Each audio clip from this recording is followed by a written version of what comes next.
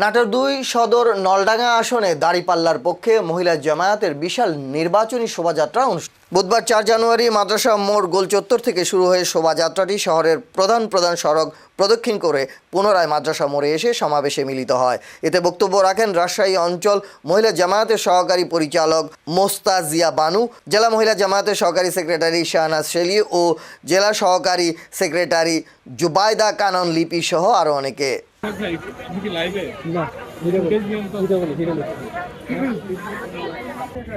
আমরা 2026 ত্রয়োদশ জাতীয় সংসদ নির্বাচনে একটি সন্ত্রাস এবং দুর্নীতিমুক্ত সুশাসন প্রতিষ্ঠার লক্ষ্যে নির্বাচনে আমরা অবতীর্ণ হয়েছি এবং আজকের এই পথযাত্রা প্রমাণ করে দিয়েছে ইনশাআল্লাহ দাঁড়িপাল্লার বিজয় কেউ ঠেকাতে পারবে না।